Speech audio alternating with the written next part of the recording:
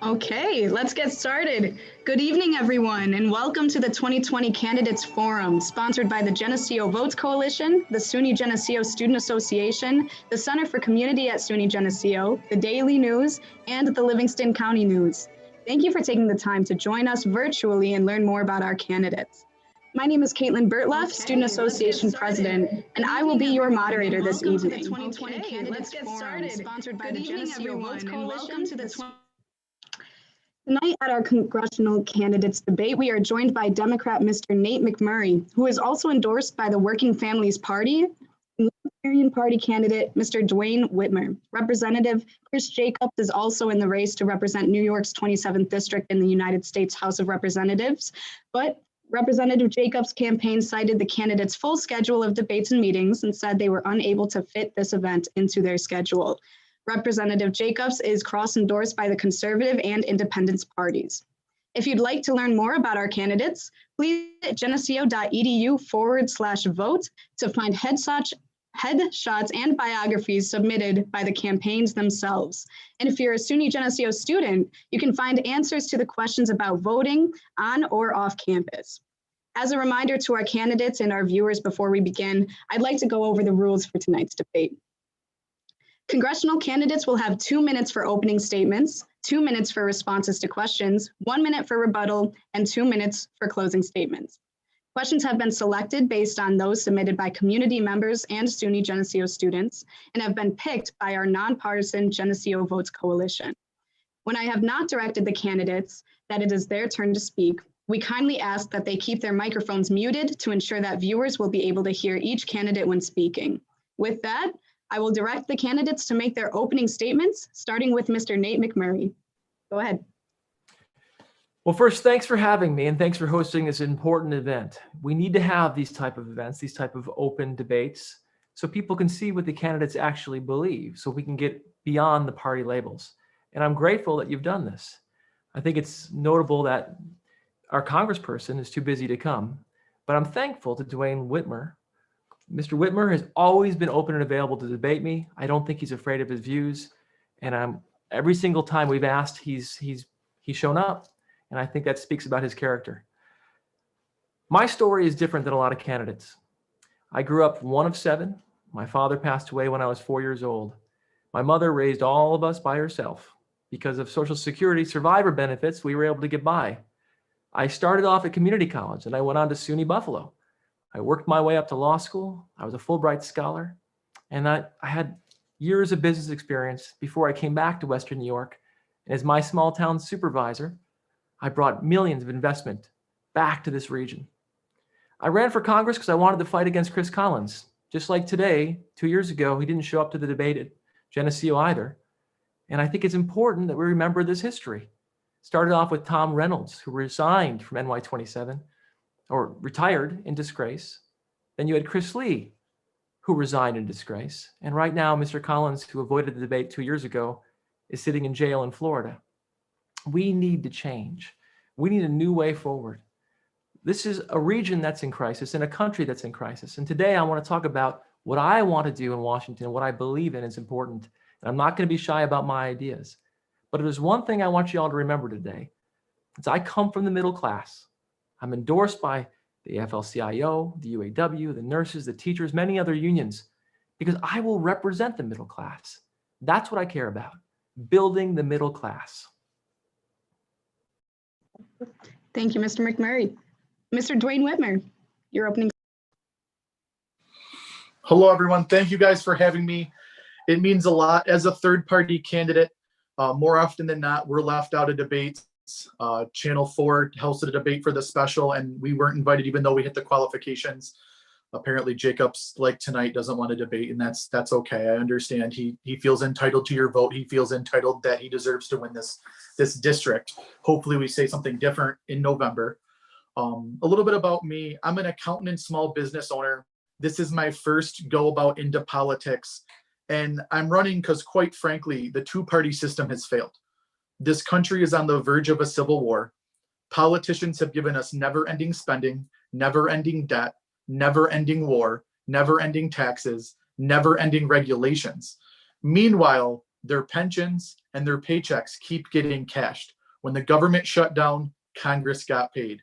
When the government gave you the CARES Act, which bailed out their friends and donors and cronies, they still cashed their paychecks. When they shut down your business, they shut down your church, their paychecks still got cashed on your backs, on the backs of taxpayers who weren't working at the time. They failed during the pandemic. They failed the people for long enough. Everyone says that this is the most important election of our lifetime. If that's the case, how can we keep electing the same two parties that have led us down this path? And this is why I run. I run to let people know that if you're frustrated, if you're upset, there are other parties out there that you can vent your frustrations and make these politicians earn your vote. As a business owner myself, and many of you people watching may own a business, you may have hired a contract, you may have hired someone. Would you hire someone who didn't show up to an interview? Why would you vote for someone that didn't do that? Nate makes a great point with Chris Lee, Chris Collins resigning in disgrace, and Skello, Schneiderman, Spitzer in New York State. Both red and blue teams have put many politicians behind bars. These people can't run their own lives, yet they want more control of yours. My goal is to start giving power back to the individual and back to the people to run their own lives. Let DC and Albany out of your life so you can run your own. Thank you guys for having me, and thank you so much. Thank you. That's time. Let's go with question number 1. During the current recession, many businesses in Geneseo around Livingston County have been forced to close. What is your plan to support businesses and build a strong economy in our district going forward? We will start with Mr. McMurray. Well, I have to emphasize the reason why we've closed is because there's no strategy to handle this pandemic. And that we need to remember that other countries, many countries, are doing much better economically at this difficult time. What's happening in America is peculiar. It is not normal. You can blame China, you can blame wherever you want, but even in a country like Taiwan that has millions of interactions with China, they have 7 deaths. Erie County alone is 700 nearly. So the problem is we have never really handled the crisis. We have not taken it seriously. And therefore, we're all suffering as a result. No matter how much we sacrifice, if there's not a plan, an organized plan, we cannot overcome this. And it's something we can do. People should be angry because our technology, our education, our people are being used in other countries to overcome the virus. But here, we're doing nothing. And we're losing thousands and thousands of people. Many thousands more will die before Election Day. So what we need to do is, first and foremost, overcome the virus. And I think we can do that. I know we can do that. Beyond that, our region has suffered for a very long time. And we have the worst job market in the country. A guy like Chris Jacobs, who's been in office, various different offices in entire adult life, he just takes no responsibility for this terrible job market. We need to hold our leadership accountable, but we also need to support agriculture, renegotiate trade deals that have devastated our region, to make sure we emphasize made in America products, and invest in our infrastructure. The fact that none of this is happening is why our economy continues to stagnate. The fact that we haven't built broadband, the fact that we haven't worked on our roads. So there's so many things we can do, but it starts with good leadership. Thank you. Mr. Whitmer?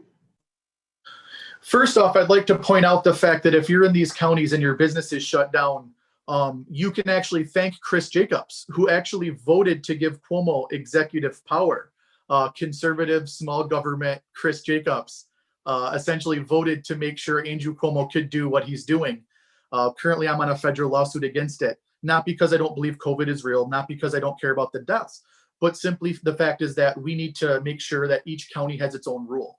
New York City and Western New York are 2 separate entities, and they need to be run differently. As far as helping these communities, what we need to do is actually legalize and allow the growth of hemp and cannabis in these farming areas. They're a cash crop that can be used that brings jobs to these small towns. These small towns are dying and small businesses are dying because as people leave, Western New York has 10 of the top 25 or 35 largest population losses over the last 20 years is because taxes are too high, regulations are too high, So I just saw my note card. Sorry, I got scared. But taxes and regulations, and it's forcing people to leave. Kids can't find good jobs and they're going out of state. As small towns decline and population declines, those small businesses lose people to give them money. So then they go out of business. It's happening in Arcade, New York, where my dad lives. It used to be a thriving town with farm communities and farmers, supporting small businesses. But as the people leave, as the farmers are killing themselves because they can't continue to do their job. As they leave, small towns die. We need to cut taxes on small businesses. We need to cut regulations to allow small businesses to compete. Right now, large corporations lobby Congress and pass bills that disallow small businesses to compete. We need to make sure we're allowing them to compete, grow, and thrive. Thank you. Mr. McMurray, your rebuttal. There's a lot that he said I agree with, like legalizing marijuana for sale and for production in NY27. It's long overdue. The fact that small businesses have been left out again and again and again, including in the tax cut a couple of years ago by President Trump. It had huge exemptions, huge cuts for the largest corporations or for real estate owners like Mr. Jacobs, but not for small businesses that were largely left out of the tax cuts. We need to cut taxes. We need to make it easier to be in business. So a lot of what Dwayne said is I agree with 100%. Not enough has been done to help regular people in this economy, in this country. We have a billionaire boom. The billionaires keep growing during the pandemic. They get more wealthy than ever. People like Christopher Jacobs, his trusts and his estates are protected. But regular people, like Dwayne said, in Arcade or Albion or these other places that Mr. Jacobs has never been to before, they're struggling. And we need to make the economy bubble up rather than trickle down. Thank you. Mr. Whitmer, your rebuttal. Yeah, I don't have much. I agree. As an accountant, I'd love to talk tax plan all day, but it's going to bore a lot of you guys, so I'm not going to get into it. But we can actually move deductions around to directly benefit the working and middle class without even hurting the rich. Lowering the tax code on smaller businesses, not a flat corporation rate, no matter how big or small you are, and cutting corporate welfare. Those are big moves for us. So that's all I got for that. Thank you. Let's move on to question number 2. What is your assessment of the federal government's handling of the COVID-19 pandemic since President Trump declared the national emergency on March 13, 2020? If anything, what do you think could have been done differently? Mr. Whitmer, you can start. So I'm really glad you asked this question because the National Libertarian Party did a town hall. And apparently there was a test kit pending FDA approval for 60 days when this COVID first hit, when the crisis first hit its biggest point back in March. So I couldn't go on Amazon, which is the best distribution network in the world, and order a test kit, test positive, stay home, test negative, be allowed to live my life. Because of the regulations involved, we couldn't get people tested. That led to the confusion and that led to the misinformation. That was a colossal mishap that should not be allowed to happen. But as things are set, big government Congress gets lobbied by big pharma, and they pass regulations to make it harder for these things to happen. So the government cannot respond quickly in these scenarios. And it's terrifying because this may happen again. If we don't learn from this, it might happen again. This was a huge learning experience for us as a nation that it's time we take responsibility for our own lives because we cannot rely on the federal government. We cannot rely on the state government to do anything. Now's the time. People that are dying of coronavirus have underlying issues. This pointed out how unhealthy we are as a society. Now's the time to take care of yourself and make sure you're staying active. Wear a mask if you feel comfortable. Stay home if you need to. Social distance, but make sure you're taking care of yourself first and foremost because we cannot rely on the federal government to do much of anything right. Mr. McMurray. I think it's important to note that we were lied to as a people. There's a tape, multiple tapes, where President Trump said he understood how dangerous this is. He understood that people would die, that it was airborne, things that most Americans didn't know. And at the same time, he was telling us that it was going to disappear naturally. magically. He's still saying it. He said it over and over and over again. And then rather than leading by example, rather than doing simple things like wearing a mask, he created confusion, chaos for his own personal benefit. We have 50 different strategies in the country today, and probably 50 million different opinions about what to do. We do not have a leader who says, this is what we need to do, and we can do this. We can overcome this together. The American people don't panic if they have the facts, if they have the information. What President Trump needed to do is listen to his advisors, to the healthcare experts who told him exactly what we needed to do. He decided to lie to us for his own personal gain, for his own personal reelection. And I think this tragedy will be written about for years and years to come. It's something we should not take lightly. We have an ability as human beings to adjust to terrible things that happen, but this is unacceptable. The deaths of so many Americans and the fact that it seems like we're just getting started. We need a change. Desperately, we need a change. Mr. Whitmer, a response? Yeah, I agree. One thing that was terrifying for me was watching the politicization, the two parties using this for political gain. And it's terrifying to see people dying while both parties try to use this to their advantage and fire up their base. Pelosi took shots at Trump. Trump took shots at the Democrats. Meanwhile, people are literally dying. This is just another example of the two-party system being an absolute failure. And they're doing all they can to rile up their fan base, and people are being sacrificed. At the end of the day, you are what you need to take care of yourself. It sounds morbid, but it's not. You can only rely on yourself. We cannot rely on the federal government. You cannot rely on the state government. At the end of the day, you are your own greatest resource. And Mr. McMurray. I think that Mr. Whitmer makes a lot of good points about the problems with the two-party system. There's no doubt. And I'm glad he's in the race, and I'm glad he's saying these things, because we have to have these discussions. But there were nonpartisan people talking, giving us information, like Dr. Fauci, who is not registered by yet either party. His mission is to serve the people. And I do believe that we should serve, that the government should serve the common good. There's a reason why we have government, so we can watch out for each other and take care of one another in times of emergencies. If this was a physical invader and there was a military issue, we would listen to the military. If we had to evacuate, or if we had to act, if we had to mobilize, we didn't. President Trump said this was a wartime situation, but then he told us to ignore our generals. It's wrong, and he should be held accountable. Thank you both. Let's move on to question number 3. This is a Geneseo student submitted question. How will you support environmentally friendly measures that empower and include working class citizens in our district? Mr. McMurray, you can go first. Well, first I want to say that climate change is a true threat, and it's a man-made threat.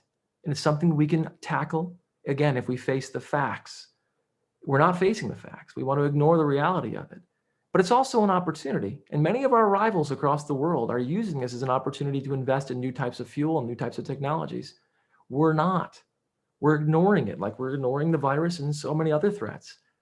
What we need to do is we need to invest in new technologies, new green technologies, solar, wind where appropriate, and find ways to build jobs off this. And this isn't some pie in the sky idea. The unions that I represent that have endorsed me, like the Communication Workers of America and others, steel workers, they want these projects. And these projects can bring jobs and opportunities to the people of Western New York.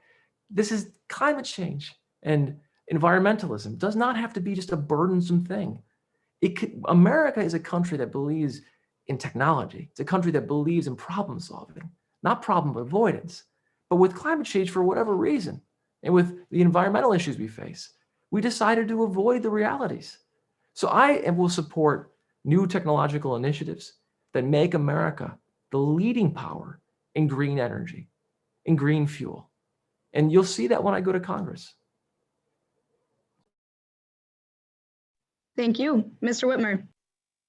I'd like to state first off that one of the biggest polluters in the world is the American military-industrial complex.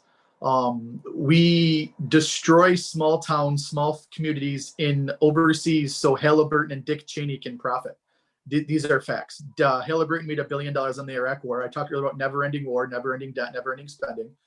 If we start to end these foreign wars and bring our troops home, we will slowly start to solve climate change that way. Also, like Nate said, yes, we need to make it easier for people to invest in solar. We need to make it easier for people to do what they need to do with their property. If possible, and this isn't a federal issue, but we can work on a federal level, is we need to refix zoning rules. So if someone wants to go off the grid, it's not illegal. It shouldn't be illegal to do environmentally conscientious things such as collect rainwater. In some areas, it is actually illegal to collect rainwater. The government has made it illegal in some cases for you to be self-sustaining. Zoning laws don't allow people to grow gardens. Again, not a federal issue, it's local and state.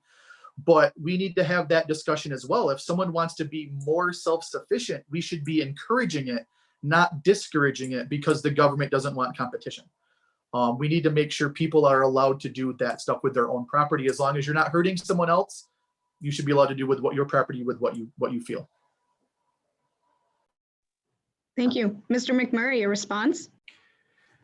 Well, I'm sorry to keep praising Dwayne, but there's a lot of things he said that were right there. And I appreciate the fact that he speaks with bravery. And I hope that you can appreciate the fact that we're finding some common ground in this period of acrimony and political tension.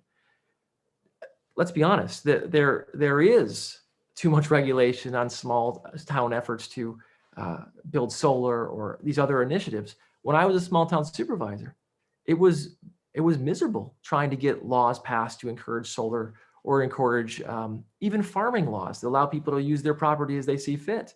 There is too much zoning regulation in some respects. And we do have to free up the ingenuity of the American people. Regarding the military issues you talked about, not directly related, but we need to talk about those issues as well. There's too often where we flippantly use our military and the lives of our citizens and our soldiers in a way that we wouldn't use our own families. And I think that there are corporations that take advantage of that. So many of the things that Dwayne said, I agree with, and I think it takes a lot of bravery for him to say it. Mr. Whitmer, a response? No, I appreciate it. I actually don't have much to say except for I'd like to hear Chris Jacobs answers these questions, but he's not here. And I'd also like to take time to say that I appreciate Nate for being here. I appreciate you guys for having me. This is what third parties do. We have these conversations. We're builders. We can work with the Dems on some things. We can work with Republicans on other things. We have common ground. We find that and we have these discussions. That's why third parties are so important, and that's why we're crucial in electoral politics. So that's my short plug. Thank you. Let's go on. We're on question number 4. What will you do to bring high-speed internet to the rural community? Mr. Whitmer, you'll have the start to this one. I'm going to keep this one really short. The issue we have with high-speed internet in rural communities is that, for a record, my dad, like I mentioned, my dad who lives in Arcade earlier, he still doesn't have high-speed internet because there's only 6 people on his road. He lives on a farm in 80 acres. And to be honest, there's no incentive for corporations to do it because they're not going to make any profit with the investment. So we need to make sure that we're allowing the free market to work by investing or allowing companies to develop products. Netflix and Hulu, for example, have been a good response to that. But we need to allow the free market to work. We need to allow corporations and businesses, if they can develop something, we need to make sure it's allowed to work there and get to that areas. So my long answer short is, if a company has the ability to do so, we need to encourage them to do it the way they see fit. Thank you. Mr. McMurray, your answer. Well, this is an area where Dwayne and I might disagree a little bit because I think the free market has failed. Clearly, most of us are taken advantage of by companies like Spectrum. And we have some of the worst internet speeds in the entire world. And then maybe the free market has failed because these corporations are protected and not required to provide the services, or they're allowed to gouge their customers. But for whatever reason, we don't have an answer. And we're the country that started the internet revolution. We're the country that started Silicon Valley. And the fact that we have some of the slowest internet in the world in NY27 is an embarrassment. We should all be angry. What I propose is that we do what we did 100 years ago in this country. Sometimes the public sector can do things, invest in things that there isn't an immediate return on, that are for our future benefit for all people. And one of those things is broadband. The Communications Workers of America and many others want to build broadband now. We need a national approach, just like we had 100 years ago when we put copper wire across America, when we lined the streets with copper wire for telephone and telegraph. Many of that copper wire that we had the moxie to hang 100 years ago, we're still using for our dial-up internet and NY27. It's time for us to use our ingenuity as a nation to build broadband from coast to coast. And it's something I will support when I go to Congress. Mr. Whitmer, a response? Yeah, I actually do agree with Nate on some points. I'm gonna try to salvage my botched answer. Spectrum's a great example. Regulations allow Spectrum to have a monopoly. We should be pushing companies to compete. The company that gets the fastest broadband, that gets to these rural areas the fastest, should have it. By putting regulations that allow corporations to essentially control areas such as, like I said, Spectrum, Verizon in certain areas. I have an office in Franklinville that Time Warner is the only internet I can get. I'm not allowed to get Verizon or anything else. So Time Warner has no incentive to push a better product because they have no competition. I use Time Warner or nothing. By freeing these markets and allowing competition, Verizon can come and compete. That's how I got better internet in my house in Hamburg. I had Time Warner, Verizon was able to compete. I got Verizon. Allowing these corporations to compete with themselves are going to give us better products over time. And Mr. McMurray? No, I agree with him. They have these monopolies that are carved out for them, and they've been allowed to take advantage of the people of Western New York. And listen, when I was a small town supervisor, we put a conduit in that can be used for broadband in the future, municipal broadband. And again, our competitors across the world are investing in the future of their nations. And I want to explain to everybody out there what broadband is. It's glass wire that can be put on a telephone pole or in a conduit underground. It's not magic. And the fact that we don't have it is because there hasn't been leadership to say, we're going to get it done. I promise you, I'm one of the few politicians, people who have been in an elected office, that actually has done something about broadband. And I promise if you give me a bigger platform, I will bring broadband to Western New York. Thank you both. Let's go on to question number 5. As we've mentioned a few times so far, Congressman Jacobs sadly was unable to make tonight's debate. But how do you each think he has done so far during his brief time in office? Mr. McMurray, you can begin. It's been a fiasco. He ran on a position that he was going to support President Trump. He ran commercials that said President Trump's name numerous times. Now he won't even talk about President Trump. But he's voted right along with President Trump, even on things that were ludicrous, like he voted against pay raises for the military. He voted, again, by mistake, against the post office. And I'm not sure if the listeners realize you can't make a mistake. You put a card in, and they allowed you to change your vote. So either he's completely inept at that basic skill, or he lied. So beyond that, the fact that he doesn't show up to debates like this with the flimsiest of excuses is unacceptable. He hasn't had any town halls. He's hidden from the public. And he's also demonstrated very irresponsible behavior with mask wearing. He attended a rally where there was QAnon rhetoric, racist rhetoric, anti-mask rhetoric. And on the same stage on which he spoke, there was an effigy of Governor Cuomo hanged and beaten and put on mock trial. And he's never denounced it. He never said anything about it, other than make excuses for why he was there. It's beyond that. His voting record is atrocious, and it continues to be atrocious. He voted against the HEROES Act. He voted against, his only law he put forward is to take away rights from unions. Every union in Western New York is shocked. This is a man who used to give tribute to the unions and say it's important to protect unions. His first act is deny the unions the right to organize and protect themselves. I think he's unfit for office, and he's proven that. Thank you. Mr. Whitmer, your answer? Nate hit it home. Yes, I agree with what Nate said. But I'm not surprised. Part of the reason why I ran was because I had no faith in someone like Chris Jacobs. Chris Jacobs was a Democrat. He was a Republican, then a Democrat. Now he's Republican again. He was a never Trumper. Now he loves Trump. Chris Jacobs is a perfect politician. He doesn't take a heavy stance on anything. Whatever way the wind blows, he'll vote. And his voting history in Senate and Congress has shown this.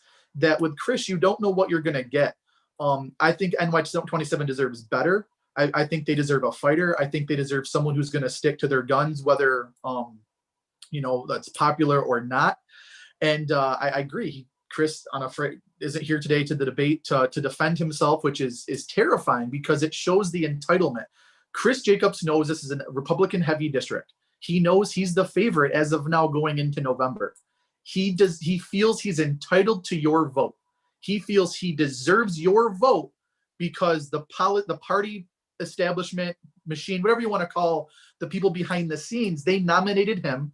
And he feels that because of that, they're telling you how to vote. He doesn't have to put the work in. He doesn't have to put the effort in. If I hired someone to work on my bathroom and he didn't show up, I wouldn't ask him to do my kitchen 2 months later. I think this is a massive message being sent to NY27 that he truly doesn't care about us. So that's my opinion on Chris Jacobs. And I'm disappointed, but I'm not surprised. And I hope come November, NY27 makes a stand and votes for someone else. I prefer it was me, but that's my opinion there. Thank you. Mr. McMurray, a response? If I lost to Dwayne Whitmer, I could say, at least I know who Dwayne is. I know what he believes. No one knows what Chris Jacobs believes because it changes every day. And he's basically, if you're a Trump supporter, he is spitting in your face because he ran on a Trump platform and now he would barely say the guy's name, only when it's dragged out of him. He is a chameleon. He has been a chameleon his entire political career, which has been a long career with very little to show for it. And we're not overstating the case here. He's a man of great wealth that he was born with, but also great hubris and entitlement. He believes he doesn't have to run. He doesn't even have to visit the towns of NY27. Do you think he knows where these places are that we're talking about? Really? You think he knows the restaurants there and the people there? He knows because the political machine has said, he's a Republican, and this is a 70 or 80% Republican district if you take all the conservatives and independents and the other party lines that have been forced to go with Chris, that the people will be tricked. And I think it's time for people to say enough millionaires who are entitled and take advantage of the people of this region. Thank you. That's time. Mr. Whitmer, a response? Yeah, I'm actually, not to pile on Chris, I'm actually going to say one thing during my campaign trail I respect Nate for doing. We don't agree on everything. Nate and I won't agree on everything. But I respect the fact that he came into this district, which was a pro-Trump district, and didn't need Trump's endorsement to get votes. He didn't beg for Trump. He didn't pander to Trump voters. He stuck to his guns. And I respect that more than a politician that, quite frankly, plays the game perfectly. I think it's terrifying, and it's not someone we need representing us. I've watched Nate go to pro-gun groups and say his stance. I haven't seen Chris go to pro-gun groups and say his stance, and he's supposedly endorsed by the NRA. That is not good. I'm sorry, but that is a terrifying thing to have in someone you want to vote for. It's just something to think about come November 3rd. Thank you both. Let's move on to question number 6. The debate surrounding healthcare usually revolves around who will pay for the rising costs. What will you do to lower the cost of healthcare and make it accessible to everyone? We will start with Mr. Whitmer's response. I said Nate and I will disagree, and this is one thing we do disagree on. I think one of the biggest issues with cost of healthcare is transparency. Healthcare is one of the few things where if I walk in and get surgery, they bill me later. If you come to my firm to get your taxes done, I'll tell you up front, this is the cost, this is the proposal, this is how it works. I don't say, okay, I'll do your taxes now, and in 6 to 8 weeks, you're going to get a bill, but you have to pay it, else it goes to collections. And you already got the service done, so you have to pay it, and you're stuck in that price. Focusing on transparency and focusing on the crony capitalism that's happening would be a huge start. For example, certificate of need laws is essentially a law where if you need to build a hospital, you have to prove need, certificate of need. These things can be bought and sold. So essentially, if I own a hospital in Buffalo, I can buy a certificate of need from another hospital and essentially not build. So the government actually controls the demand. And if they control, or pardon me, the government controls the supply. And if they control the supply, the price can be manipulated quite easily. So part of the issues with the cost of healthcare is the crony capitalism, the kickbacks, and the fact that things are being manipulated easily push up costs to where they're unsustainable for the average person to pay out of pocket anymore. Thank you. That's Mr. McMurray. Well, I want to start by saying we have the most expensive and one of the least efficient healthcare systems in the entire developed world. Moreover, we are the only, and let me say that again, the only developed country that does not have universal coverage. The only one. And now there's different options. You could have the UK model, which is completely socialized, or you could have the Canadian model, which you have the private sector that has a single payer to control costs. But what we have in America is chaos, where we don't even know how much care costs, like Mr. Whitmer said, or we don't know if we're in network or out of network. And everything is done as a billing war, a coding war, to take advantage of the consumer. And there's very few protections because the insurance lobby, which supports Mr. Jacobs, is so powerful that no one has the guts to stand up to it. Now, I believe, and so does the Cato Institute and other conservative think tanks, that a single payer system where you control costs, but you have the private sector supporting it, is the most efficient model. It's a model that would help cover all Americans with a base level of care, and you could have private insurance to supplement that care. Now, some people would say that's even though it's practiced in so many countries, even though these conservative think tanks say it's the best model, would say it's somehow radical. What's truly radical is having millions of America kicked off their employment-related health care in the height of a pandemic. What's truly radical is people going bankrupt in the wealthiest country in the history of the world because they can't afford health care. Now, this is my number one issue. I promise to protect your health care and to expand it for those people who are not covered currently. Thank you. Mr. Whitmer, a response? Yeah, I look at donations to politicians. So when Obamacare came out, some of Obama's biggest donors were insurance companies. For the reason Nate said, is they viewed it as a profitable expense. If you bill the government for any services, you overbill them because the government paid $1,200 for a cup for the Navy at one point. My fear is that allowing the government to control something allows these companies to overcharge, overbill, knowing that the government's an unlimited ATM where the taxpayers are the funders. So those are my fears with allowing the government to have more oversight and more control of our healthcare.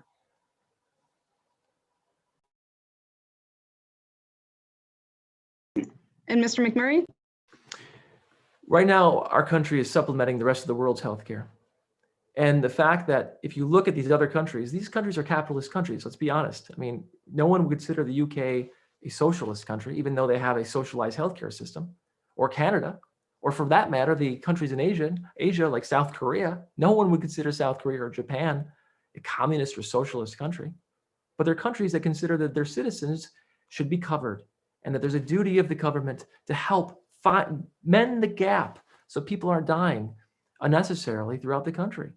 And what I want to do, what I believe in, is that making sure that healthcare is considered a right of our people and that we figure out a way to provide them. What we have now is the most reckless system, the most expensive system, a system that's failing.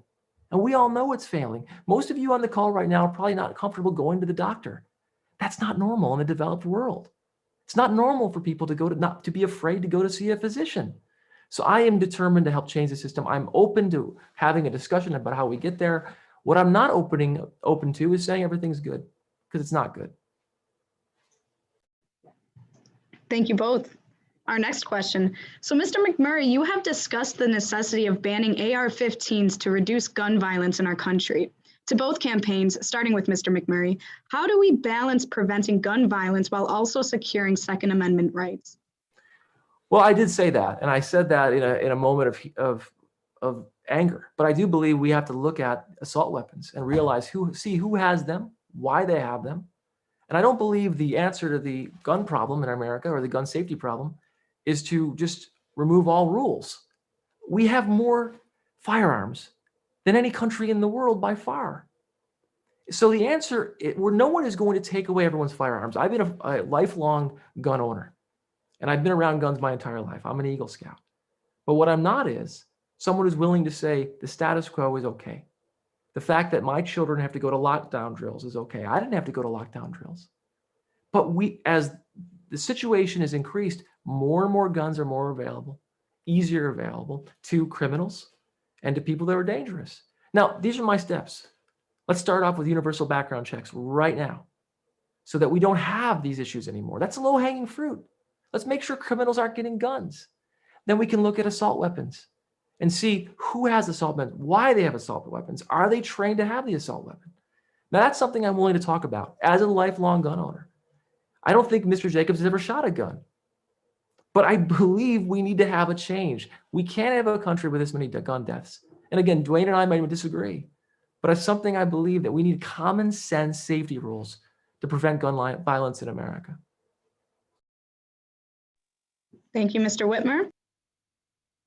This is a long one, so I hope I'm out of time. But first of all, I'd like to talk about the gun control that's been passed in this country before. There was an AR ban from 1994 to 2004, and statistically speaking, that had no impact on crime statistics. They're actually lower now today than they were with the AR ban. We talk about state gun control with the SAFE Act. There's been about 12,000 arrests with the SAFE Act. A majority of them come from downstate New York City, and a majority of people getting arrested for crimes such as the SAFE Act don't look like me. People say systematic racism exists. People say that there's, a system of racism in this country. Gun control was actually founded and supported by Ronald Reagan to keep Black people from owning guns to rise up against the KKK. The SAFE Act's a great example where still today, more often than not, you're arresting African Americans in inner cities and low-income areas for a victimless crime, for an unconstitutional law. I believe that ARs as proposed to school, we're talking about school shootings. The issue is the underlying mental health issue in this mental health problem in this country, and the underlying bullying issue. The fact that students go to school and they're devastated by what the federal government does. Let's talk about the federal government's policies on schools. No Children Gets Left Behind was a fail. Standardized testing was a fail. Common Core was a failure. Teacher evaluations is a failure. We've made a program where teachers can't do their jobs. We've made an assembly line where we're teaching to tests. We're teaching to these standardized tests. We're not letting kids be themselves. We're not letting kids be kids. We're not letting teachers teach. And that's devastating their mental health. Then they're getting bullied and they feel like there's no choice. If you want to cut down on mass shootings, the answer is mental health, focus on that, and let teachers do their job and let kids be kids. Thank you. Mr. McMurray, a response. Well, I think that we talked about the insurance lobby in this country. Another issue that a lot of politicians are afraid to talk about is the corporate gun lobby that breeds fear, that spends millions of dollars every year trying to intimidate politicians from any discussion about gun safety in this country. A few years ago, after the March for Our Lives event, I stood on a stage with several politicians. They all promised that we would change. Never again. They all said it. Nothing's been done. None of them did anything. Now, I'm not saying I have all the answers, and I don't want to take the rights away from my fellow citizens. I don't want to do anything that would impede the Second Amendment. But we have to talk about reasonable gun safety laws, things that will reduce mass shootings. There was an AR-15 ban in this country. Crime didn't change, but mass shootings were down dramatically. And we need to look at this again and say, look at what are we doing wrong as a nation? Mental health is part of it. But what are we doing as a nation to make our children our priority? Every time I put my kid on the bus, I worry about what's going to happen at the school. And I don't say that to be melodramatic. I think every parent that's listening to this feels the same. And we need to be unafraid and have the courage to have this conversation so not any more children have to go to school in fear. Thank you. That's time. Mr. Whitmer? Chris Jacobs got an 83 rating from the NRA, which is a B-. So when a Republican-backed, crony Republican-sponsored organization gives you a B- rating, you should know that you're not really doing a great job there. I believe in a person's right to defend themselves with what they see fit. Your life, your liberty, your pursuit of happiness. I believe it should be defended with what you see fit. With what's going on in the world, you're seeing the issues in the streets, you're seeing the back and forth, you're seeing the hate and the divide in this country. I cannot tell someone how they should or shouldn't defend their life or their property. It puts me in a really uncomfortable situation. So as far as any type of gun control, I'm not a huge fan of it. I believe that a background check and a mental health evaluation should allow you to get an AR pattern rifle with a standard capacity 30 round magazine. And same thing allows you to get a Glock standard Glock pistol with a 17 round magazine. Those are what come standard, manufacturer standard. I believe you have the right to do that. If you pass a basic background check and a mental health evaluation, you should be allowed to do that. Thank you both.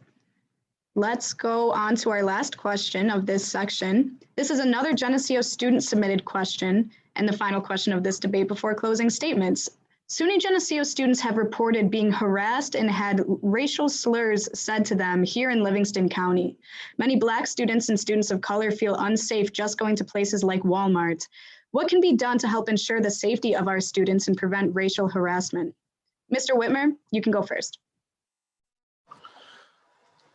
As I mentioned in my last answer, the Second Amendment works, but that's not the point. We need to have the conversations. As a candidate for NY27, I've gone to Black Lives Matter rallies where the mayor of Buffalo and the Erie County executive Mark Poloncarz were absent. They sent their police to enforce unconstitutional curfews on these protesters, but they weren't there to listen to their concerns. I've gone to Back the Blue rallies. I've gone to Patriot rallies. I've gone to all these marches to talk to people. And here's what I see. People are quick to name call. People are quick to judge. People are afraid to have the conversation of why the other person feels that way. The two-party system has led to this divide. You got Team Red and Team Blue. You're voting and you're fighting as if it's horse betting. You want to vote for the winner. You want to be on the winning side. You're not voting out of principle. You're voting out of spite. We need to start having the conversations and understanding where people are coming from, why they feel they do, respecting each other, and understanding we're going to have differences. That's what makes this country great. Nate and I are allowed to disagree, and one of us isn't going to the gulag. We're allowed to have disagreements. We're allowed to have discussions. That's what's going to make this country great again. Not being in an echo chamber where you only hear your own side and you don't talk to your friends and family because they love Trump or don't love Trump. We have to come together because at the end of the day, that's all we have is each other. You have yourself to take care of and your neighborhood. Have conversations with your neighbor. My neighbor, I have a Joe Jorgensen sign on my yard. My neighbor has a Trump sign. 2 houses down, there's a Biden sign. And guess what happens when there's 2 feet of snow? We're digging each other out. We don't care about politics. We care that we're neighbors. We need to have discussions with each other. We have to respect each other for our differences. We need to understand that because attacking other people, they're never going to be on our side. If I attack someone because they don't agree with me, they'll never understand what I'm saying. Oh, my time's up. They'll never understand what I'm saying. Thank you. Mr. McMurray. We have to not tolerate racism in any form, whether it's from those in power or from people who just want to inflict harm. There are acceptable forms of behavior that Dwayne and I could have discussions about and have disagreements about and try to find a middle ground. But then there's also behavior that's outside of the realm of acceptability in our society. And racism needs to be treated that way. Christopher Jacobs, voted against a law preventing discrimination against Asian members of our society, like my own family. He voted against a law in the state Senate. He refused to vote for a law promoting the gender law that promoted LGBTQ plus rights and equality. He's someone who has a history of avoiding these issues or voting against them as he did in the Congress. Now, what can we do to make them feel more comfortable? We have to create a society that does not tolerate hate in any of its forms. And over the last few years, President Trump has nurtured hate. And we need to be blunt about that because if we're silent about it, we're complicit. Now, what has he done? He's done things like a Muslim ban. And now you can say it wasn't a Muslim ban, but those are his own words. He did things like say he doesn't know white supremacist groups. He did things like say lock them up to members of Congress or send them back.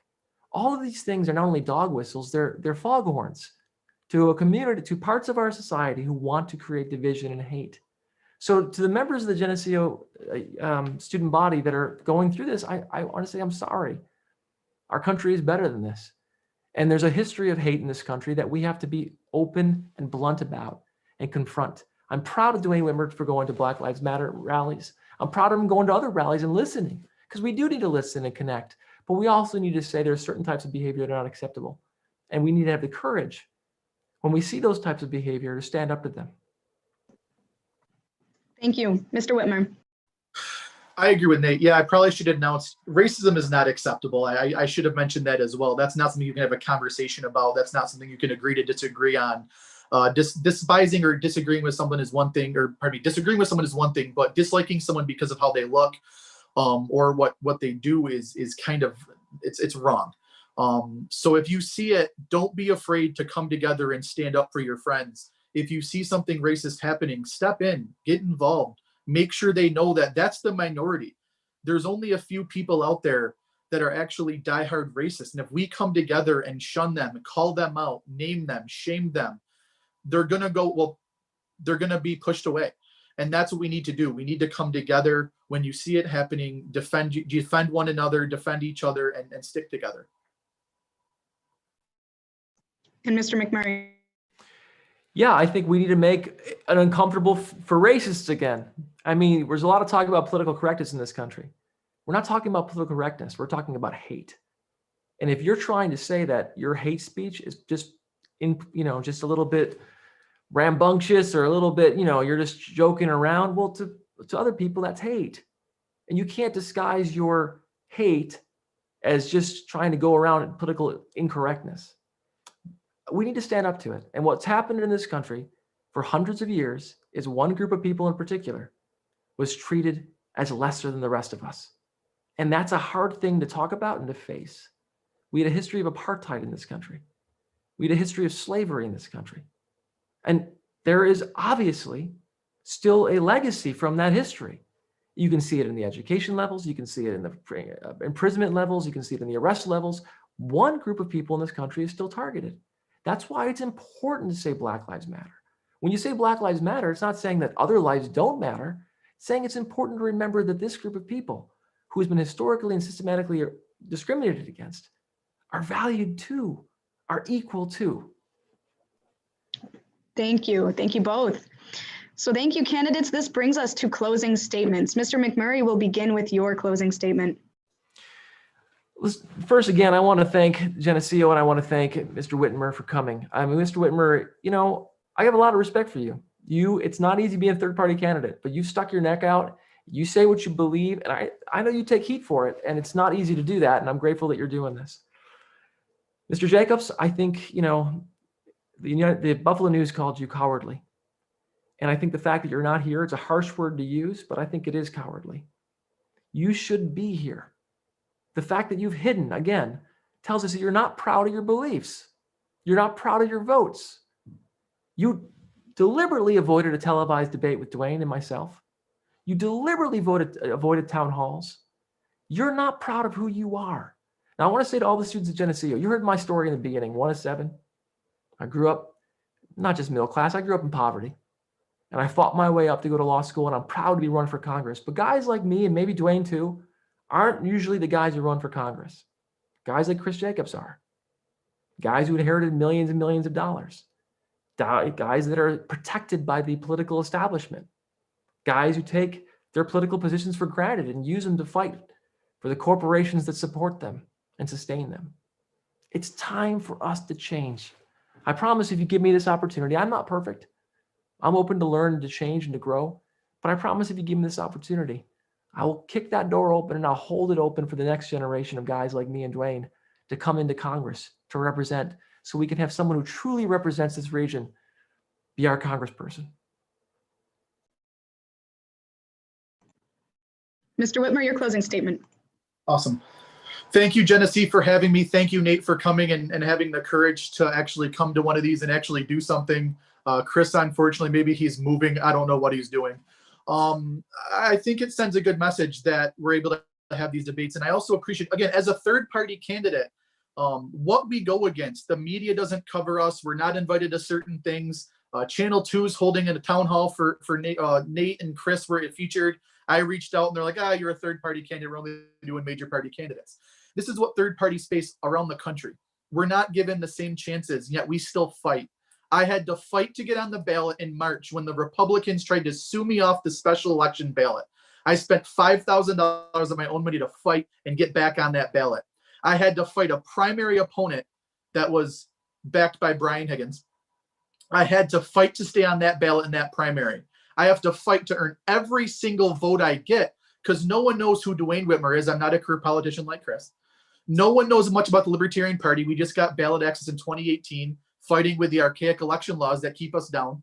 Election laws are built to allow the two-party systems to run and keep challengers out. So I have to fight to earn every single vote I get. I'm door knocking myself. I walked 10 miles in Lockport on Friday, handing out door hangers and meeting voters because I need to fight to earn every single vote. I don't have a machine behind me. I don't have, Nick Langworthy and Donald Trump shouting out my name at rallies. I have to fight for every single vote. So NY27, when you go to vote on November 3rd, the question is simple. Do you want to be represented by a fighter or by a guy that's too afraid? I know it's Halloween, it's spooky season, and Chris is afraid, but is too afraid to show up to a district he's favored in. He's the favorite to win this race and just show up and put in the bare minimum effort. He can't even put in the bare minimum effort to fake like he cares about you enough to earn your vote. Let's send a message on November 3rd that we're better than this and we deserve better. Thank you. Thank you. That's all the time we have this evening for the congressional debate. Candidates, thank you very much again for your time this evening, and thank you to the viewers for tuning in. There will be a brief intermission before the next part of our event, the Candidates Forum, featuring our State Assembly and State Senate candidates. Please submit your questions for the Assembly and Senate candidates during this time using the Q&A feature. For Zoom users, you can do this by using the Q&A function at the bottom of your screen. If you're tuning into a live stream, you can email us your question at vote@geneseo.edu. Thank you both.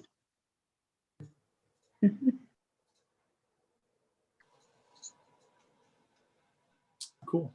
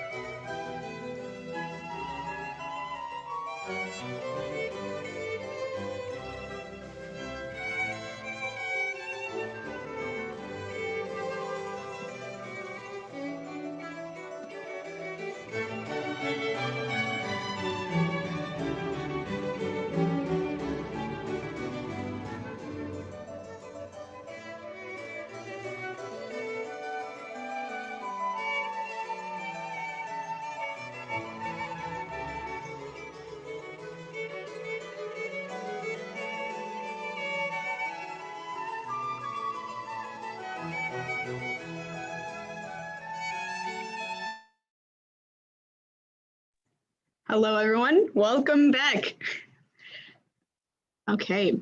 Welcome back, everyone, to the Candidates Forum featuring our State Senate and State Assembly candidates. The New York State Senate is the upper house of the New York State Legislature. Its 63 members are elected to 2-year terms with no term limits.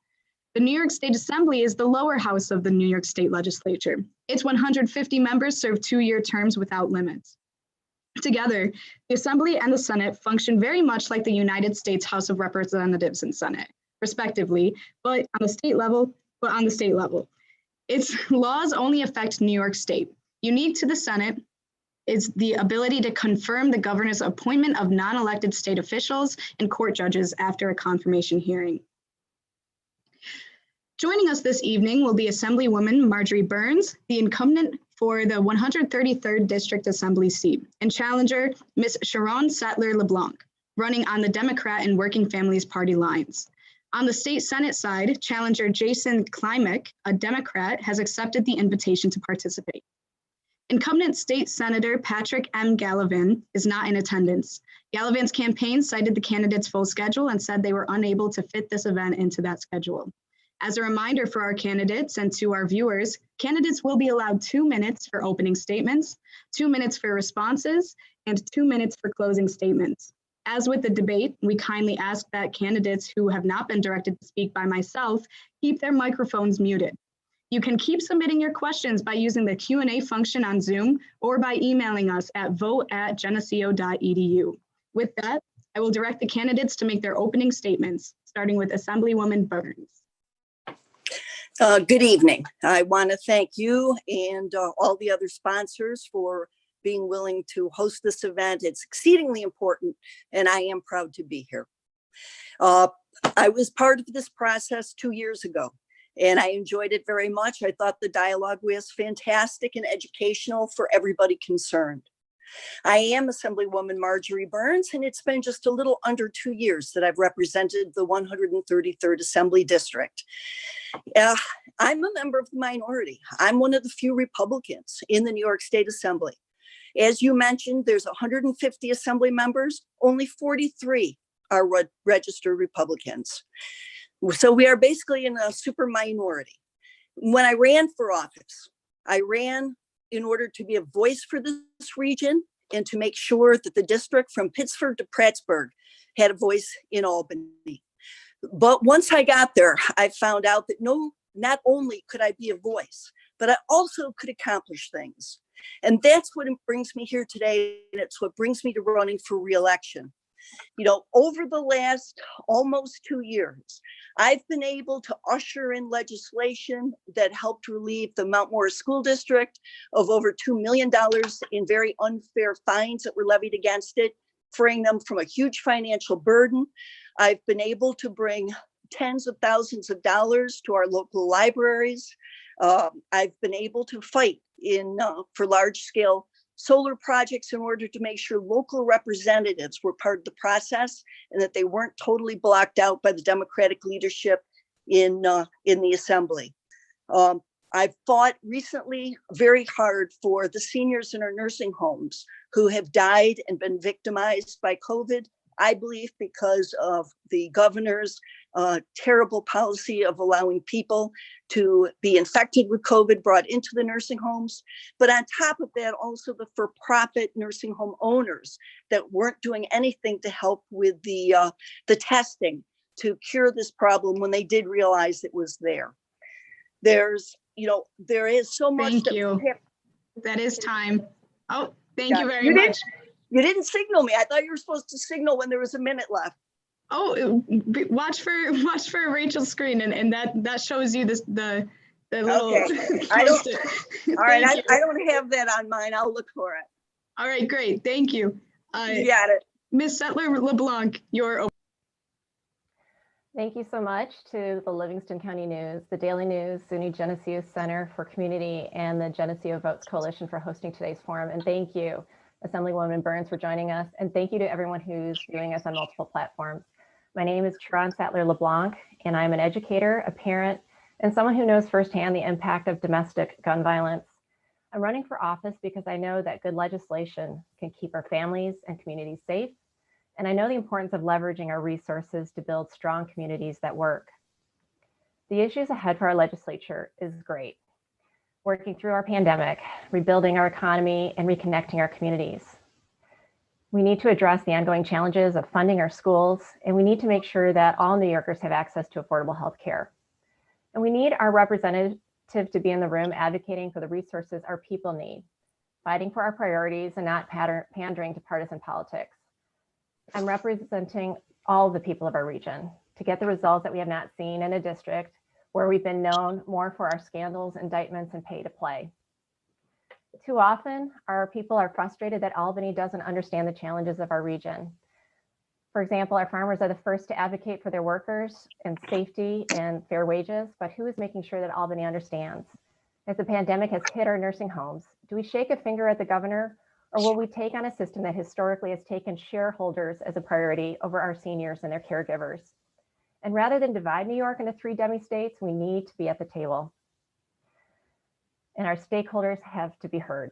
I have a track record of doing the work to serve, from working with the deaf and hard of hearing community, advocating for people with disabilities, to working with responsible gun owners and preventing gun violence. I will be your representative, and I will take your experiences to Albany to bring back the resources and legislations that work for you.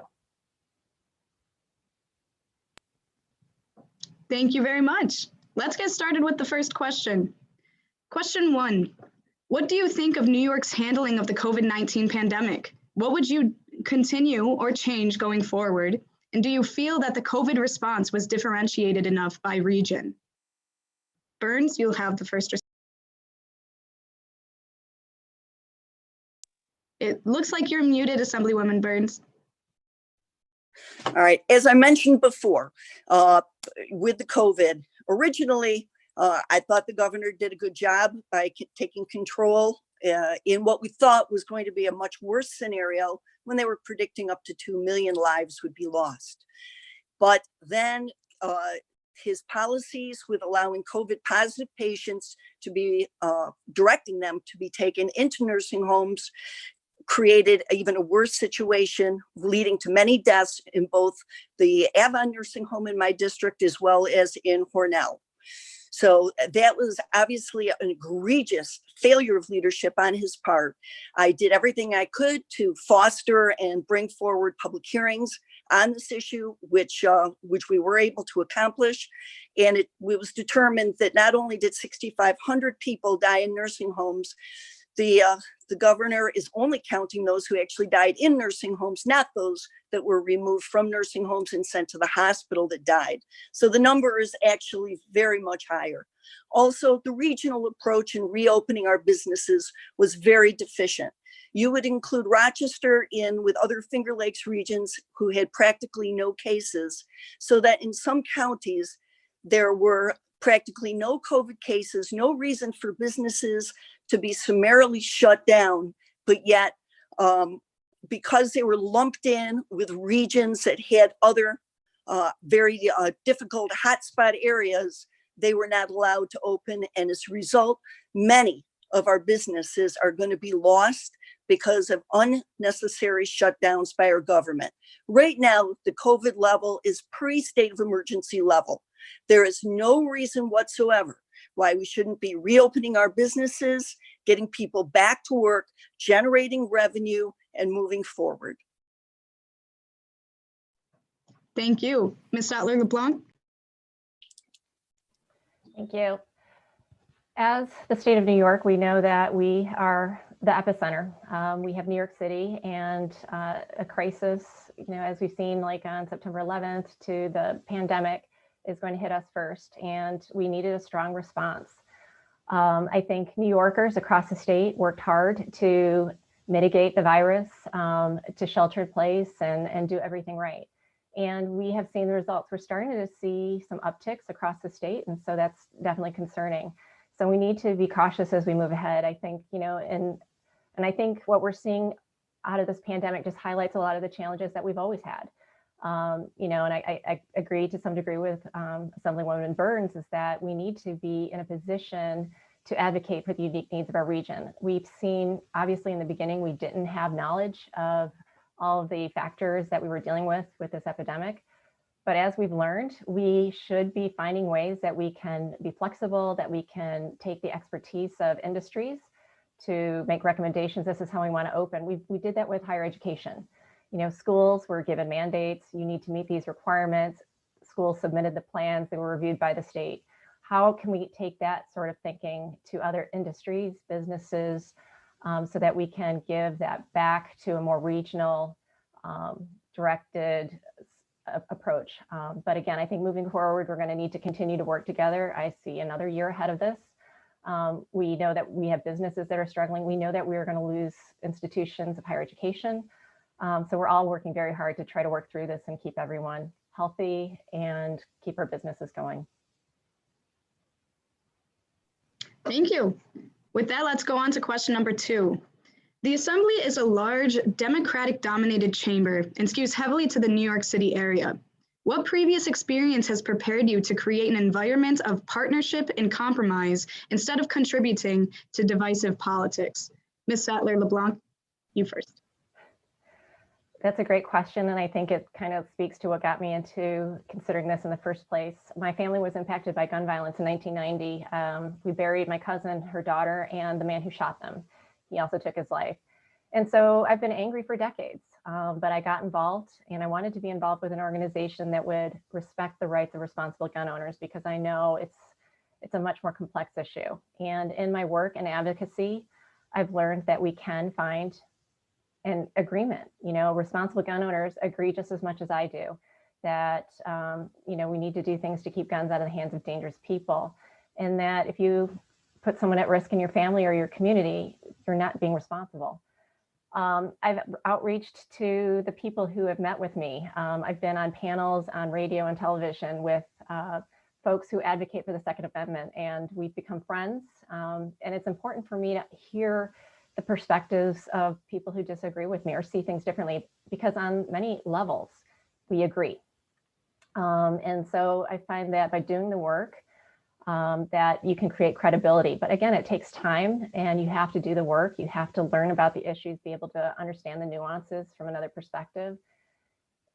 And we could sit in an echo chamber and just sit with the people who agree with us, but it doesn't help us to learn anything. Again, I think when we talk about the different parties that are in office, the people who go to serve, we're all going there to represent, to do best by our communities. And it's been by talking with each other and seeing what the challenges are and working through that we're going to come up with better governance for everyone. Thank you. Assemblywoman Burns. It looks like you're muted again. Sorry. I'll get the hang of it before we're done. Before I retired from the court system, I spent 7 years as a Monroe County Assistant District Attorney, where I prosecuted violent felonies and homicides.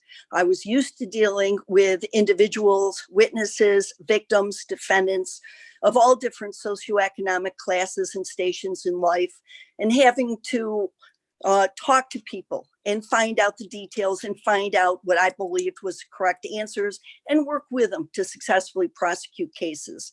Also, I was a Rochester City Court judge for 10 years. During that time, thousands and thousands of criminal and civil cases where I presided over, listened to people, in some cases worked out ways where everybody could agree and there could be a mutual decision made. Other times you have to make the hard decisions. But most importantly, I've proven through my actions over the last year and a half plus that I'm capable of doing this. As I mentioned, I already ushered in the bill in Mount Morris to relieve them of the debt, which was signed into law by the governor. And also, I was a strong advocate for having local representation on siting boards for solar, wind projects, and actually was able through press conferences to get the leaders of the Assembly, Democratic leadership of the Assembly, to finally fulfill their obligation and actually appoint local ad hoc members, where for years they've been refusing to do so. So we were able to be successful, and I'm very proud of it, and I look forward to doing more for the next 2 years. Thanks. Thank you both. With that, let's go on to question number 3. What will you do to help support a vibrant economy in our area? Assemblywoman Burns, you can start this one off. You're muted again. One of the things we need to do absolutely is to reopen business. Most of the state revenue comes from income tax. Most of our county revenue is coming from sales taxes. If we don't get our economy up and running, we're not going to have the revenue we need to finance all the programs that we need, including our schools, our colleges, being able to have our TAP programs, and all of the things that our college students that are watching this also need. So the first thing we need to do is recognize the fact that our businesses, many of them can open safely, and they already have safety plans in place. So we don't need to reinvent the wheel the way the colleges and schools already have. These other businesses have their action plan. They just are burdened by the executive orders, which are preventing them from getting back to business. Thank you. Ms. Sattler-LeBlanc. Well, this area is actually quite exciting.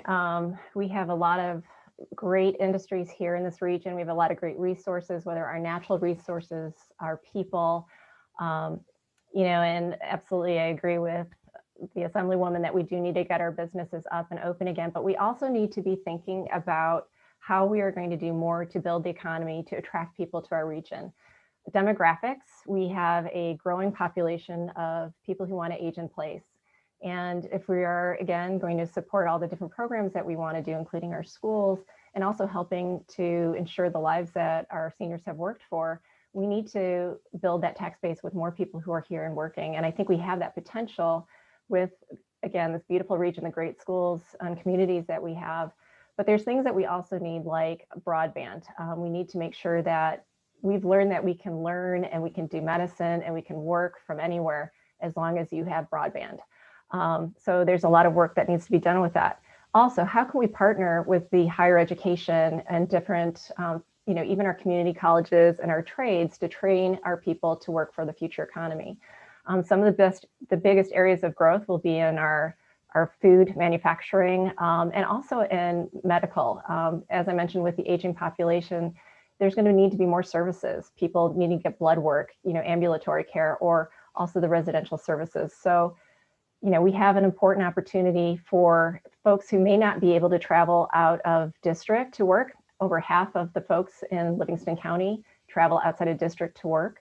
But I think this is an opportunity for us to build the economy within district to support our communities.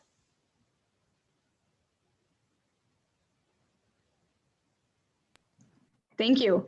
Let's move on to question 4.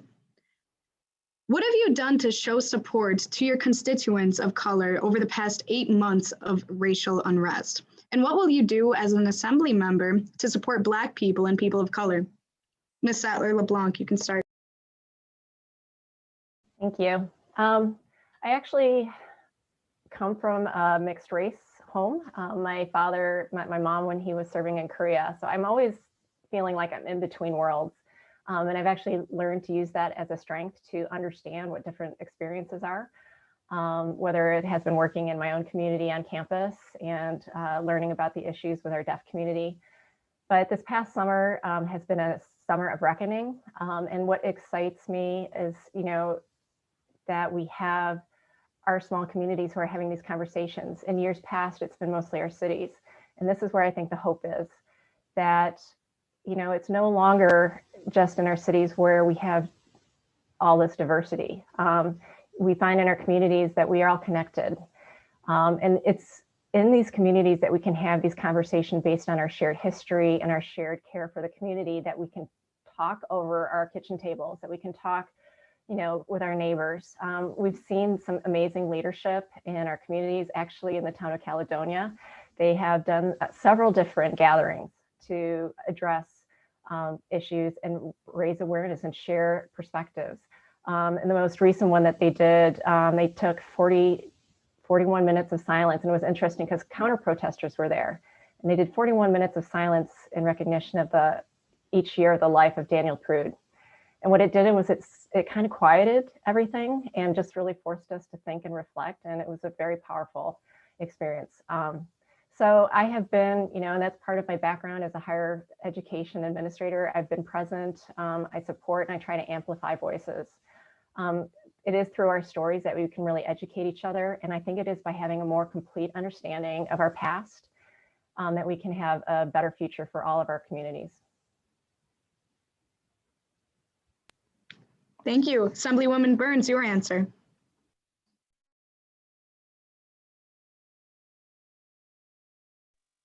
You're muted. Sorry about that. No, well, we all know that Black Lives Matter. There's absolutely no question about it. I mean, I grew up in the city of Rochester. I live in a predominantly Caucasian community right now, but that wasn't the case for most of my life. And I have offered and volunteered in my community to participate in community forums, both with the school and otherwise, in order to discuss the issues and to see if it's important to have any changes to the educational system, things that are taught, how things are taught within the schools. And I look forward to the community getting together, having those discussions and moving forward after we have a chance to actually have honest discussions with each other.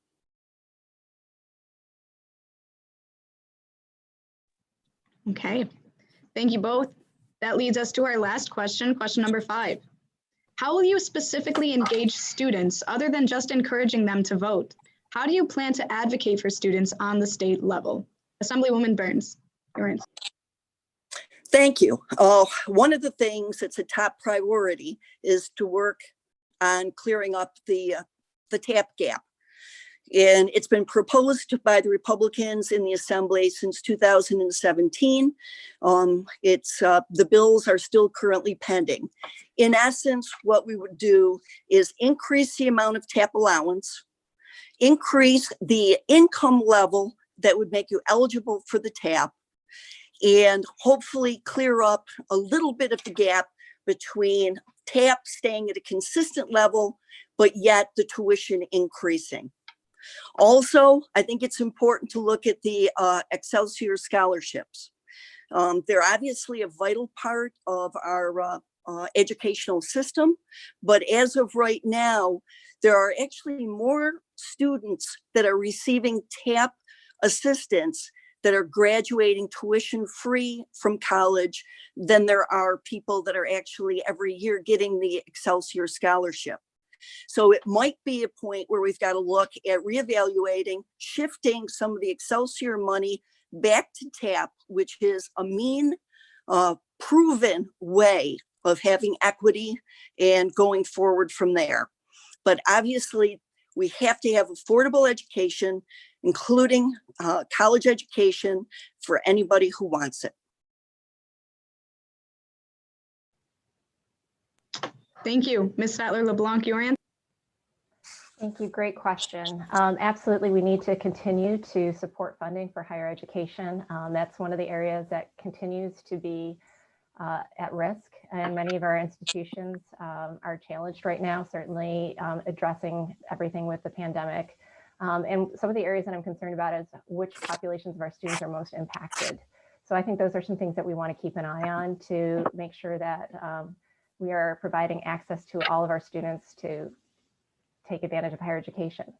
But also, moving beyond the pandemic is how can we partner our universities, colleges, and schools with the communities to address the challenges here? One, we're problem-based learners, all of us. And I think there's no better opportunity than to have experiences in the community and to see how we can apply the skills that we're developing right here. And also perhaps keeping more of our folks tied into the community to stay and start their families. And the other piece too is not everyone goes to higher education, and that's okay. And we actually need more people to get trained in trades. And so how can we partner with, maybe it's our community colleges. Actually, our district has 2 campuses for GCC to, prepare to meet the needs. Some great paying careers ahead, but we need people with specific skills. And how can we prepare them for that? How can we work with our unions to get folks into the skilled trades that we desperately need more people? And yeah, so those are a couple of areas I think I would be very excited to work in. And certainly with my background in higher education, it's something that I have some experience in as well. So that would be very exciting. Thank you. Thank you, candidates. This brings us to closing statements.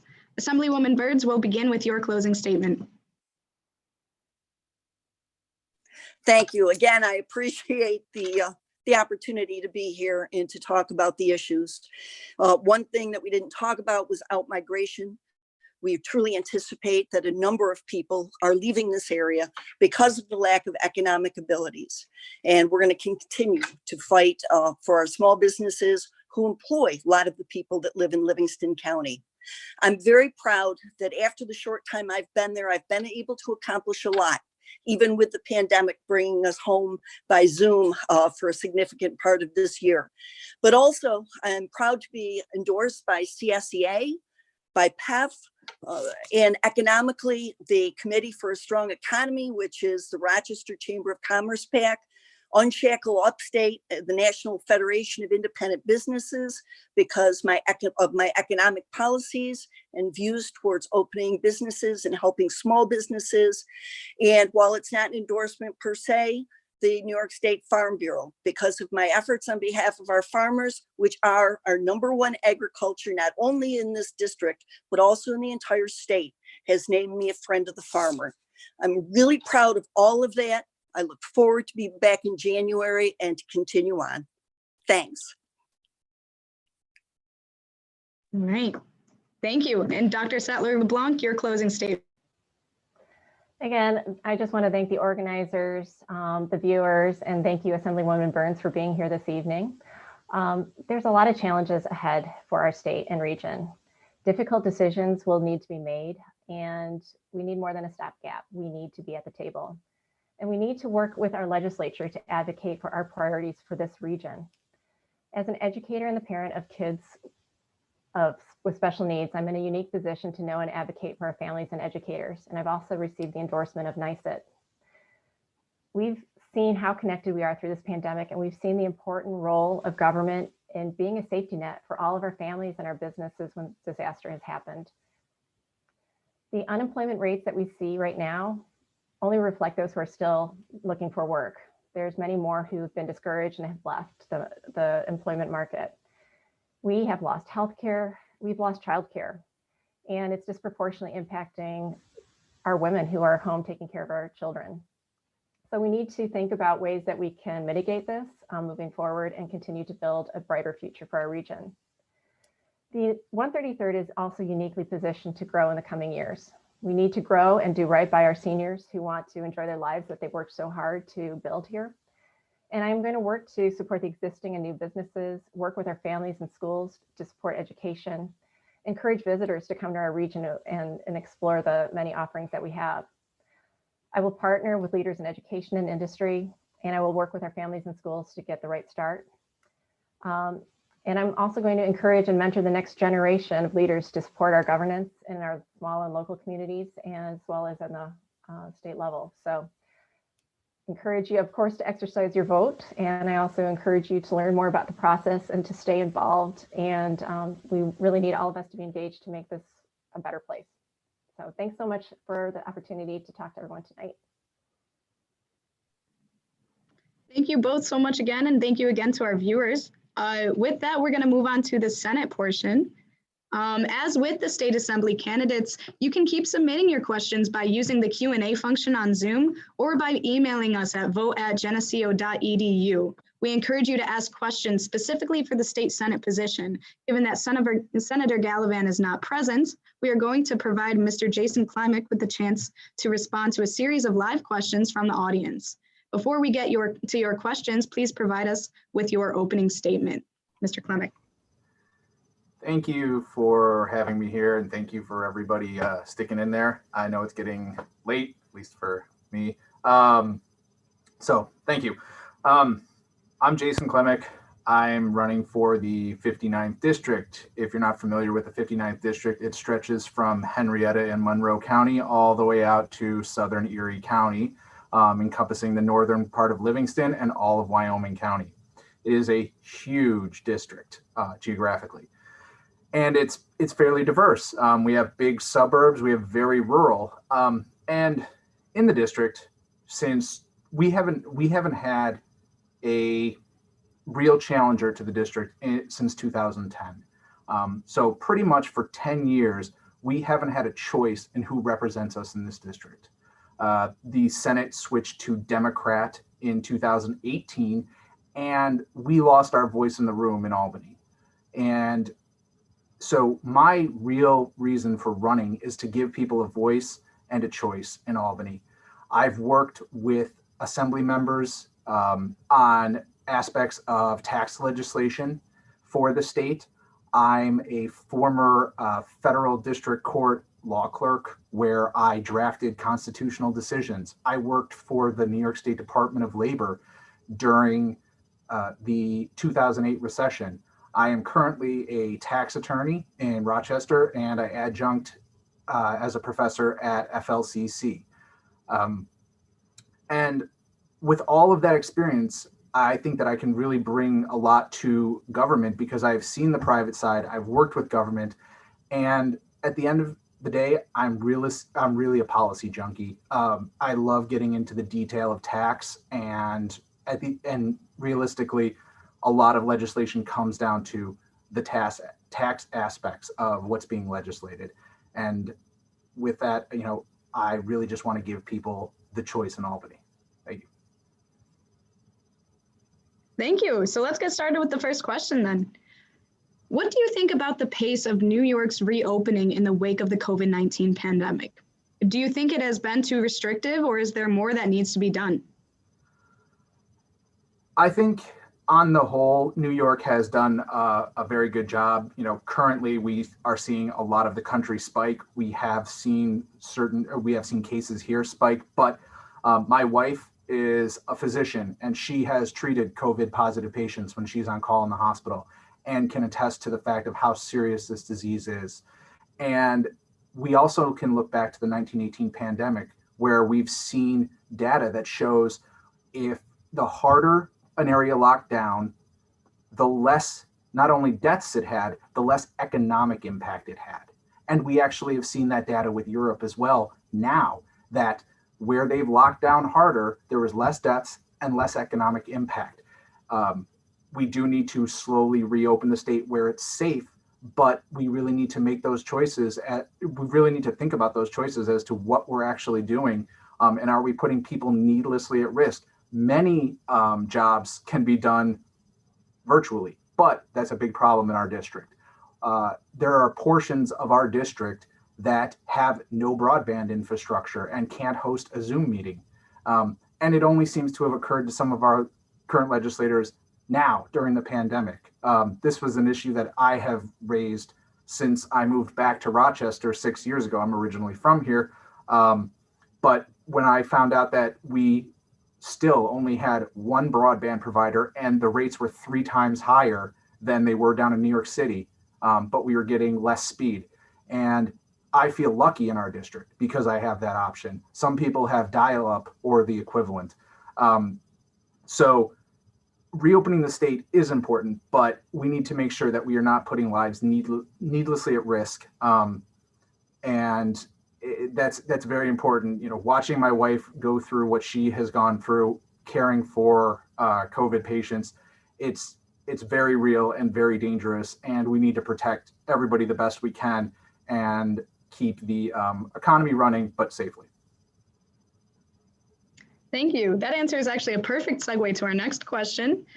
So question 2, what will you do to get the much needed public transportation, broadband internet, and other infrastructure in our area? So I am a huge tech nerd. It's what I do. Part of my practice at work is I work with startup companies, bringing them into the area and helping them grow. And that has been extremely successful in Rochester, where if you're in certain areas, the city or other places, they have the choice of gigabit internet with certain providers. And that has allowed these tech companies to grow and to utilize our resources,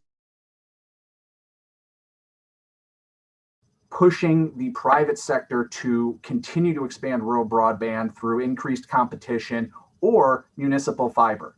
I think municipal fiber is a phenomenal way. We've seen it very successfully done where they're offering gigabit speeds for $50 to $70 a month, which is less than I pay now for less than half that speed. So I very much want to see funding for infrastructure into the entire district, because that is the way that we get the jobs of tomorrow, is to have the technology that supports that. And not only the jobs, but it keeps families here. A lot of kids, when they go off to college, while they may want to remain at home, they don't have the job opportunities because those high-tech jobs aren't necessarily here. And even if they could work remotely, they don't have the infrastructure to support a remote work environment, and they're not able to do it. So we see this huge outbound people going from the state, and it's one of the biggest problems in New York. And if we can help keep those people here, it keeps families together. It also continually go up and up because we're losing the jobs that help pay for our taxes. Great, thank you. Our next question, what is your stance on racial inequity and systemic racism in America? What would you do in the state Senate to assist Black people and people of color? So obviously, as was said earlier, racism is wrong. It needs to be called out. Just recently, I was at a racial justice and racial sensitivity training, I guess you could call it, or it was an event organized by Assemblymember Harry Bronson, where a bunch of the Democratic coalition that is seeking election or re-election went and spent time being with certain members of the community to really become sensitive towards these issues and, inspect our own inherent biases and things like that. And it was very, very informative.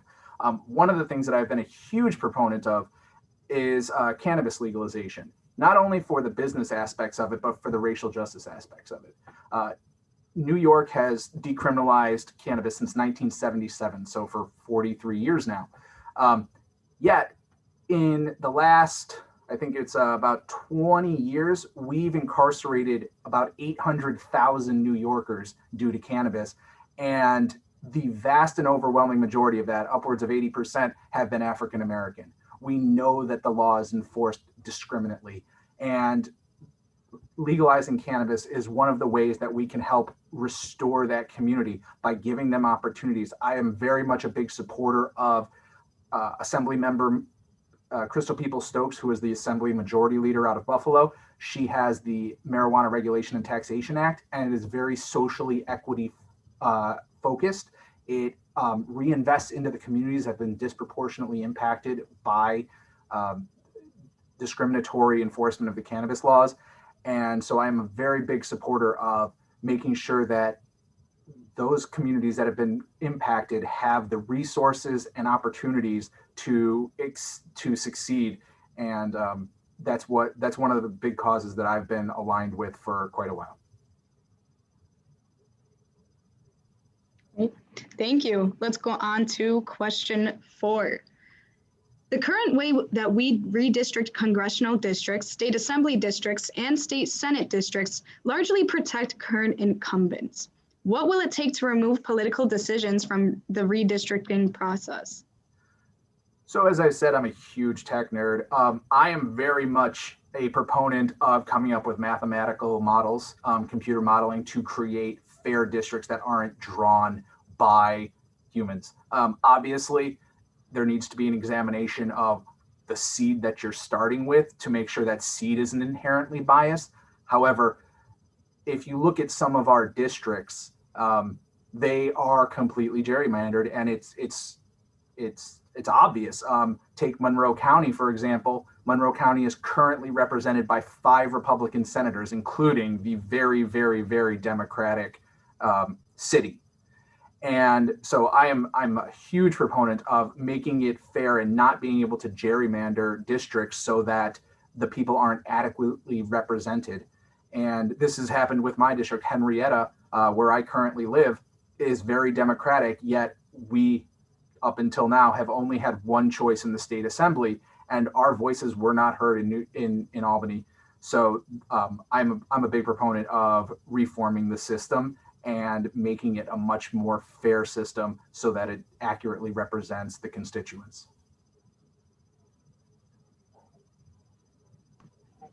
Thank you. Let's go on to question number 5.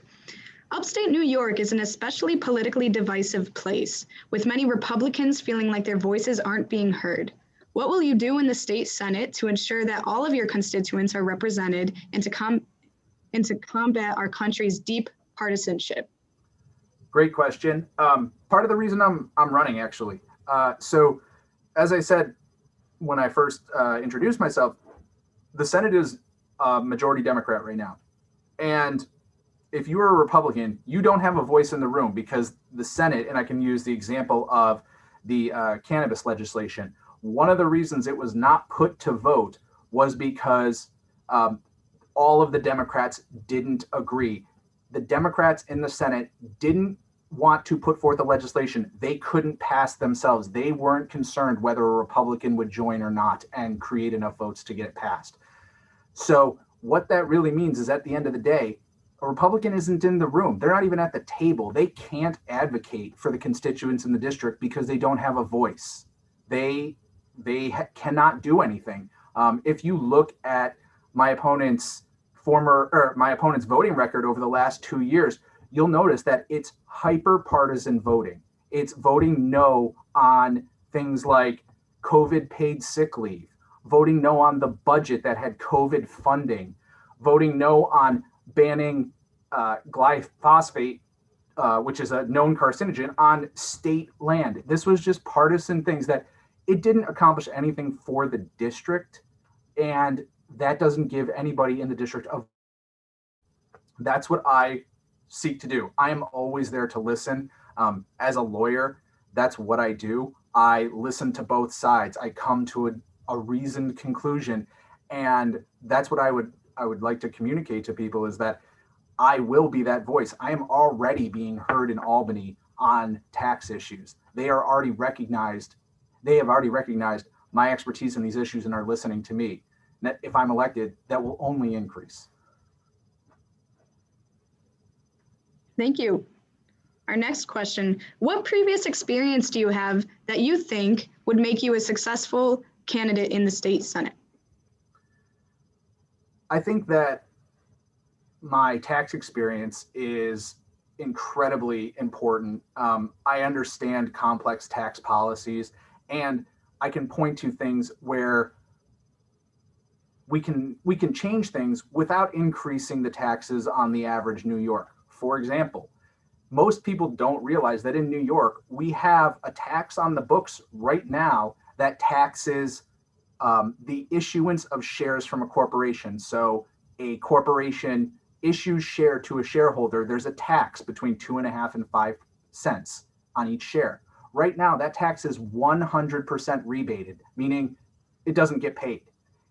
That only came into being within the last 20 or so years. We can get rid of that rebate, and we can start generating tax funds. And the law's already on the books. All we have to do is remove the rebate. The cannabis tax has been a big policy decision for me. I've been working very hard on that so that the state comes up with a fair tax regime that isn't too high, because we know that New York likes to tax things a lot.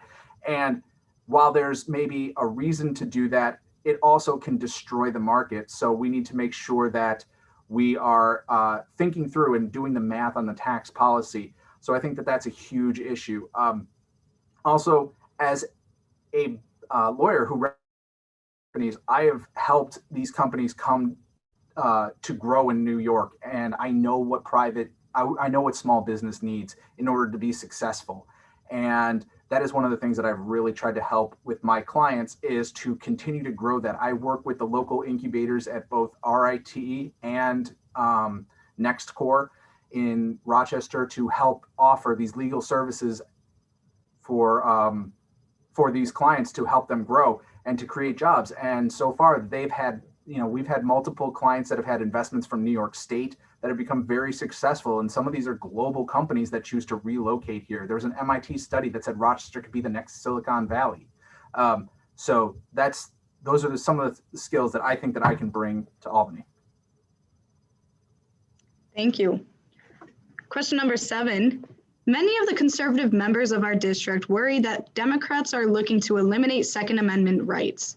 What is your position on gun control, and what steps do you see as necessary to combat gun violence in our country? So I think it comes down to understanding what the Constitution really means. Rights aren't unlimited. Probably if not the most important right is the First Amendment. Yet there are hard limits on what you can do. You can't yell fire in a crowded theater. You can't defame somebody. Just like the First Amendment, there are rights on the Second Amendment. They aren't unlimited. And so I'm for very common sense gun control, background checks. I support convicted domestic abusers not having weapons. Important to have common sense gun control. We see that our country has a problem with gun violence where other countries do not have the same problem. And we need to come to a common sense understanding of what gun control means. And it doesn't mean that anybody's going to have their guns confiscated by the government. It just means that we need some type of safety measure so that our children feel safe at schools, so people feel safe outside. There's no reason why Second Amendment, people who support the Second Amendment and people who support gun control can't be on the same page. We have licenses to drive cars. We can have licenses to have guns. We can have background checks. These are all common sense things that don't infringe on the right at all. And even in its Supreme Court decision back in 2008, Justice Scalia, very conservative justice, said that the Second Amendment isn't unlimited.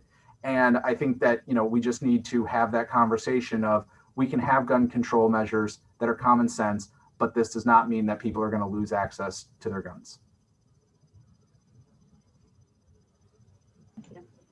Okay, that brings us to our last question. How will you protect economic interests in our district in and out of the COVID pandemic?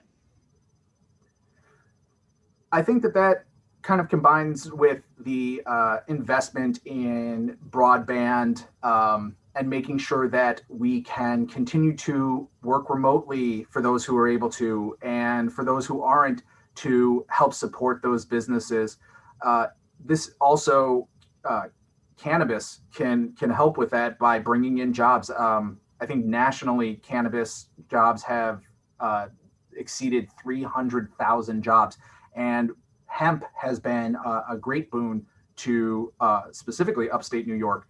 So looking towards the jobs of tomorrow, looking towards potential legalization as a way for jobs and revenue, and to make sure that we are controlling our taxes. New York State is facing a $15 billion budget gap. And the last thing we need to do in a pandemic is to raise taxes on New Yorkers. But if we don't come up with alternative revenue sources like legalizing cannabis, we are faced with the problem of raising taxes or cutting services. And so we need to be creative about how we raise revenue that doesn't hurt the working families, doesn't hurt New York residents, and doesn't, more importantly, drive people out of state. Because the realistic, what really happens is that the wealthier people are driven out of state because they can move their jobs easily. If you are controlling a business, you can move your personal residence out of state.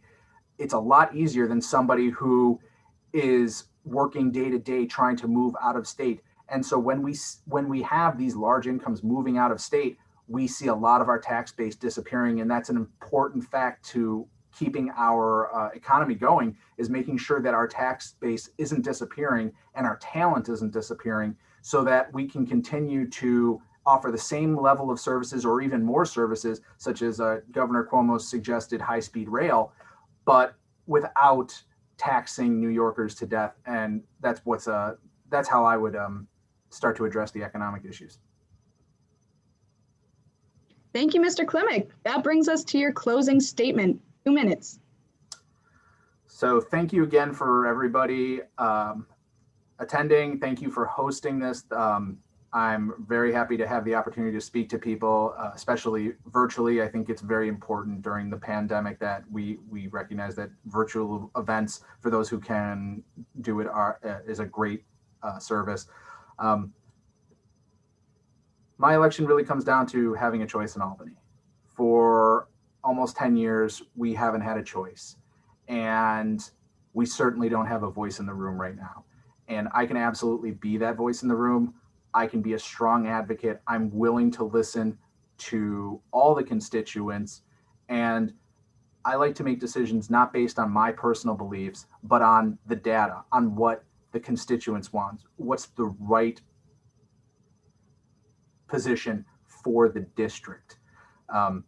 That's what's important. My personal belief, I am not going to Albany to express my personal beliefs. I'm going to be a representative of the people, and that's what's important. In such a diverse district, we need somebody who will be a representative and who will be that strong voice in Albany. And I believe that that's me. Thank you. Thank you very much. And thank you again for joining us tonight. Okay, that is the end of our forum.